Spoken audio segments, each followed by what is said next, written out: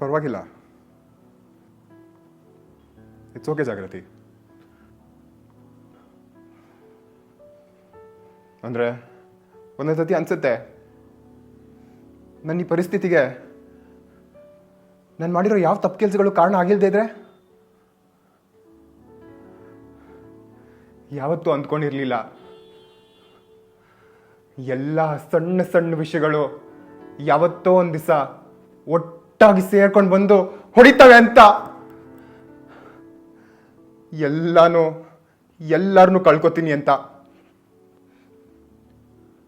ನಿಂಗೆ ಗೊತ್ತಾ, ಪ್ರತಿ ಕ್ಷಣ ಹಿಂತಿರುಗಿ ನೋಡೋಕೆ ಇಷ್ಟಪಡ್ತೀನಿ.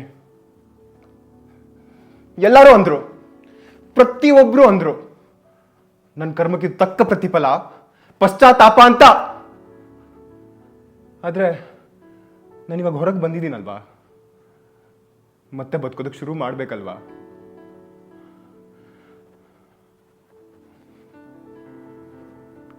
ಎಲ್ಲರೂ ಅವ್ರದ್ದು ನೋಡ್ಕೊತಾ ಇದ್ದಾರೆ.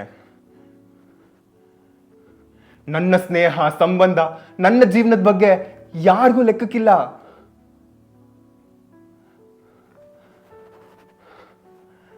ಹೊರಗೆ ಬಂದ್ಮೇಲೆ ಒಂದಿಷ್ಟು ಫೋನ್ ಕಾಲ್ಸ್ ಮಾಡಿದೆ. ಕೆಲವು ಒಂದು ರಿಂಗಿಗೆ ಕಟ್ಟಾದ್ರೆ ಇನ್ನು ಕೆಲವು ಕಟ್ಟಾಗೋ ತನಕ ರಿಂಗ್ ಆಗ್ತಾನೇ ಇತ್ತು. ಎಲ್ಲರನ್ನೂ ಮೀಟ್ ಮಾಡಬೇಕು, ಹೆಂಡತಿ ಮಕ್ಳನ್ನ ಮಾತಾಡಿಸ್ಬೇಕು, ಮಚ್ಚ ಬಂದ್ರೋ ಸಿಟ್ಟಿಗೆ ಹಾಕೋಣ ಅಂತ ಕರಿಬೇಕು. ಈ ಥರ ಏನೇನೋ ಆಸೆ.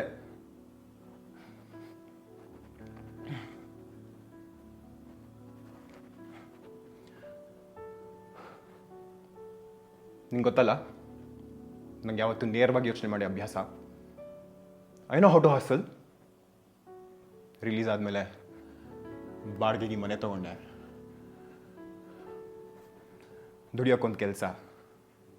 ಈಗ ಸದ್ಯಕ್ಕೆ ನನ್ನ ಜೀವನ ನಾನು ರೂಪಿಸ್ಕೊಳಕ್ಕೆ ನೋಡ್ಕೊತಾ ಇದ್ದೀನಿ. ಅದಷ್ಟೇ ನನ್ನ ಗುರಿ. ಕಷ್ಟ ಆಗತ್ತೆ, ಹಾಗಂತ ಯಾರನ್ನೂ ತಲುಪೋದಕ್ಕೆ ನೋಡ್ತಾ ಇಲ್ಲ.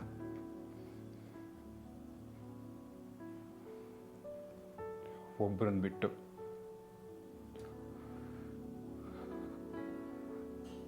ಅಮ್ಮ, she is all that I care about. ಒಂದಿಷ್ಟು ಹೂಗಳು ಸೀರೆ ಕೊಟ್ಟು ಕಳಿಸಿದ್ದೆ, ಇನ್ನೂ ಈಸ್ಕೊಂಡಿಲ್ಲ. ಜಿದ್ದು ಜಾಸ್ತಿ. ನಾನು ಯಾರನ್ನು ಕೊಲೆ ಮಾಡಿಲ್ಲ, ಹಾಗಂತ ಕಳ್ತನೂ ಮಾಡಿಲ್ಲ. ಹಾಗಂತ ನನ್ನಿಂದ ದೊಡ್ಡ ಸಾಚನೂ ಅಲ್ಲ.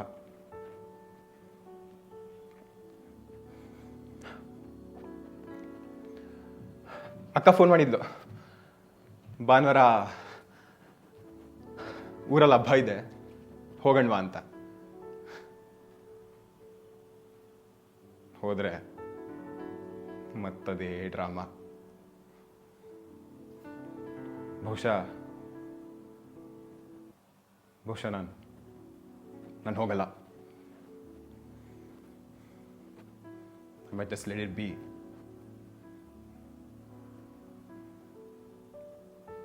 Let it be.